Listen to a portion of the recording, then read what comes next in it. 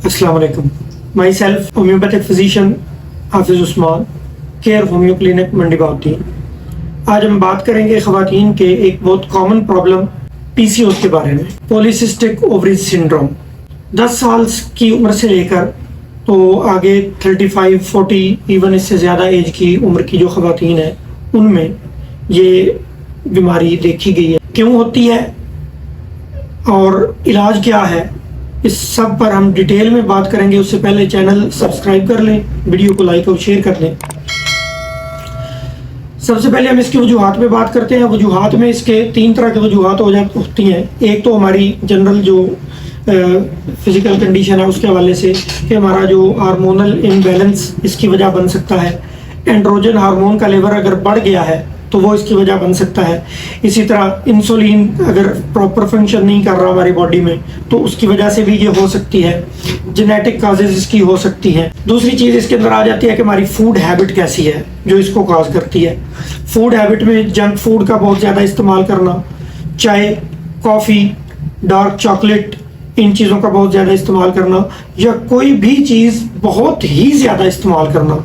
इन कुछ लोगों में मुख्तलिफ चीज़ें खाने की आदत होती है कि कोई एक चीज़ जो है ना वो बहुत ज़्यादा कंज्यूम करते हैं, तो ऐसी कोई भी चीज़। इसी तरह फिर सिगरेट नोशी आ जाती है, स्मोकिंग या कोई नशावर चीज़ें, तो ये चीज़ें जो है इसको काज करते हैं। इसी तरह तीसरी जो वजूहत इसकी आती है वो लाइफ स्टाइल से मुतल्लक आती हैं कि प्रॉपर नींद ना लेना, नींद बहुत कम लेना, या रात को देर तक जागने की आदत, दिन को देर तक सोने की आदत, एक्सरसाइज का ना होना, वॉक ना होना, पानी का इनटेक जो है वो कम होना। तो ये सारी इसकी जो है वजूहात होती हैं।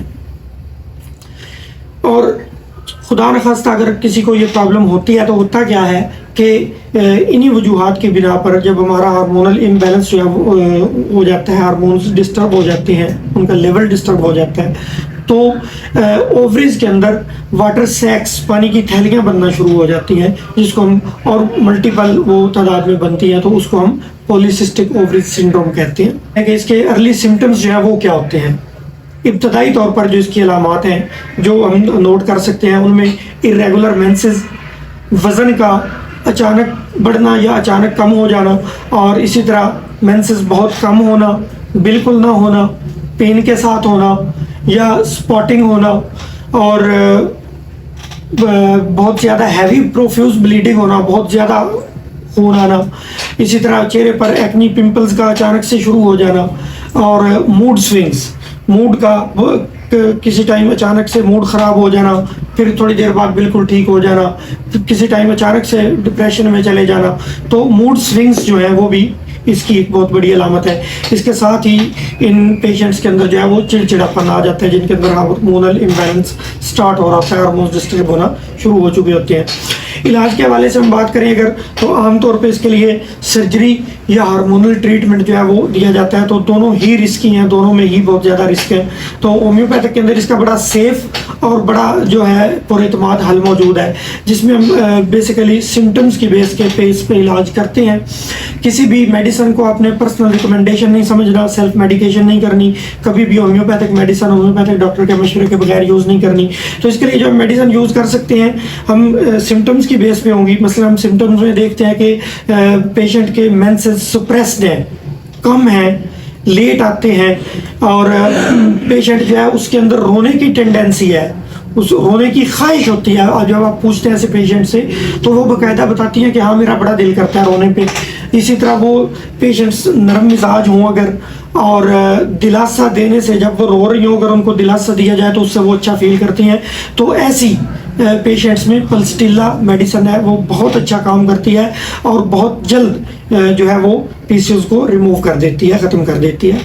सेकेंडली अगर हम देखते हैं कि पेशेंट के अंदर बहुत ज़्यादा हैवी ब्लीडिंग है और वो हैवी ब्लीडिंग जो है लंबा अरसा चलती रहती है, और पेशेंट को जो है वो सर्दी बहुत ज़्यादा लगती है, थोड़ा पिलपिला सा जिस्म है, थोड़ा मोटा सा जिस्म है, और स्पेशली पेशेंट को पसीना ज़्यादा आता है, या सोने के दौरान उसके सर में जो है वो पसीना ज़्यादा आता है, और जब वो पेशेंट जागती है तो उसका तकिया जो है वो बिल्कुल गीला हुआ हुआ होता है। इसी तरह उसके अंदर अगर नाकाबिल हज़म चीज़ें जैसे मिट्टी, गाची, कोयला, स्लेटी, चौक, इस तरह की कपड़ा, इस तरह की चीज़ें खाने की, कागज़, खाने की अगर ख्वाहिश है इस तरह की चीज़ों की, और इसी तरह जो है मरीज़ा के अगर पाँव बिल्कुल ठंडे रहते हैं, तो ये तमाम चीज़ें जो है वो इंडिकेट करती हैं कलकेरिया कार्ब नाम की मेडिसिन को। अगर ये चीज़ें, ये ग्रुप ऑफ सिम्टम्स जो मैंने बताया है, अगर ये पेशेंट के अंदर आपको मिल जाता है तो कलकेरिया कार्ब जो है वो यकीनी दवा होती है और बहुत अच्छा काम करती है। नेक्स्ट हम बात करेंगे जो कि अगर मेंसेस ऐसी पेशेंट्स में जिनका जो है वो पीसीओएस का प्रॉब्लम है, अगर उनके अंदर मेंसेस इरेगुलर हैं और उनको सॉल्ट क्रेविंग्स होती हैं, नमक बहुत ज़्यादा खाने की उनको दिल करता है, और उन्हें गर्मी ज़्यादा लगती है, धूप उनसे बर्दाश्त नहीं होती, धूप में काम नहीं कर सकते, और जो उनका एक स्पेसिफिक मेंटल सिम्टम है वो ये है कि वो अकेले में रोती हैं। जो हमने पिछली मेडिसिन में बात की, वो पेशेंट जो है वो कहीं पे भी रो पड़ती है, लेकिन ये पेशेंट जो है ये अकेले में रोएगी, और जब आप इसको दिलासा देंगे तो ये चिढ़ जाएगी। वो पिछली वाली को दिलासा देने से अच्छा महसूस होता था, ये दिलासा देने से चिढ़ जाएगी। एक स्पेसिफिक जो है वो सिम्टम ये भी होता है कि मेडिसिन के बगैर इनको जो है वो पीरियड आता ही नहीं, और साथ में इनको सर दर्द भी होता है। अगर ये ग्रुप ऑफ सिम्टम्स आपको मिल जाता है तो नेट्रम म्योर नाम की होम्योपैथिक मेडिसिन बहुत अच्छा काम करती है और बहुत जल्द जो है वो पेशेंट को रिलीफ देती है। नेक्स्ट जो हमारी मेडिसिन है उसमें है कि अगर मेंसेस देर से आते हैं, हमेशा 2-4 दिन 8-10 दिन ऊपर चले जाते हैं, और साथ ही पेशेंट को जो है वो पेल्विक रीजन में, नाभ से नीचे पेड़ू के एरिया में बोझ महसूस होता है। उसको यूँ महसूस होता है कि जैसे पेड़ू के एरिया में जो ऑर्गन्स है ये बोझ की वजह से नीचे की तरफ निकल जाएंगे, और उसको अपने आप को समेट के बैठना पड़ता है। तो अगर उसका मूड बिल्कुल अलग थलग है, वो घर में जो है वो जो उसके बहन भाई या अपने घर वाले, उनसे स्पेशली मरीज़ा जो है वो चिढ़ जाती है बहुत ज़्यादा, और पीरियड्स जो है वो कम आते हैं उसको, और दुबली पतली, अगर ये ग्रुप ऑफ सिम्टम्स है तो सिपिया नाम की होम्योपैथिक मेडिसिन बहुत अच्छा काम करेगी और पीसीओएस से बहुत जल्द जो है वो रिलीफ देगी। और इसी तरह अगर पेशेंट में अनवांटेड हेयर्स नज़र आते हैं, मोल्स नज़र आते हैं, मोके, मस्से, छाइयाँ, इस तरह की चीज़ें, तो उनमें जो अगर बहुत ज़्यादा हेयर ग्रोथ है पेशेंट्स में, फेशियल हेयर्स हैं या अनवांटेड जहाँ पे भी बाल नहीं होने चाहिए, तो ओलियम जैक और थूजा नाम की जो मेडिसिन है ये बड़ा अच्छा काम करती हैं। इसी तरह एक स्पेसिफिक सिम्टम होता है कुछ पेशेंट्स में, उनका पूरा पेल्विक रीजन और पूरा कमर का इलाका ये दर्द से भरा हुआ होता है, और इस दर्द को किसी भी तरह बैठने से आराम नहीं आता। तो ऐसी सूरत में काली कार्ब की जो है 2 से 3 खुराकें एक ही दिन में ये इस दर्द को जो है वो कंट्रोल कर देती हैं, और कुछ अर्सा इस मेडिसिन को लेने से जो है वो बहुत अच्छे रिजल्ट मिलते हैं और पीसीओएस का प्रॉब्लम जो है वो कंट्रोल हो जाता है।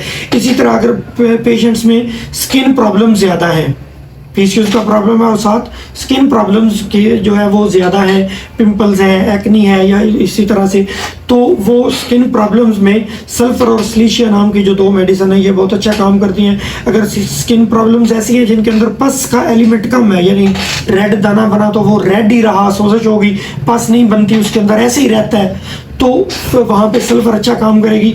और अगर पस बनने का रुझान है तो वहाँ पे सिलिशिया बहुत अच्छा काम करेगी।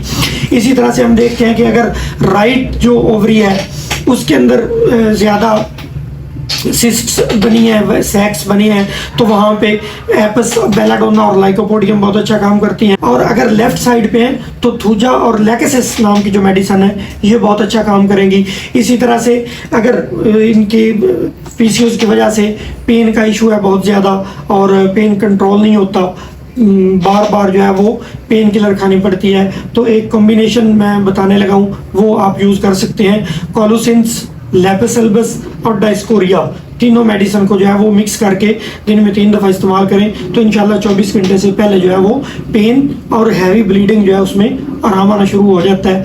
तो ये हमारा बात थी पीसीओएस के मुताल्लिक। तो जितनी भी चीज़ें बताई हैं हमेशा आपने मेडिसिन जो है वो डॉक्टर के मशवरे से इस्तेमाल करनी है, सेल्फ मेडिकेशन नहीं करनी। बहुत शुक्रिया।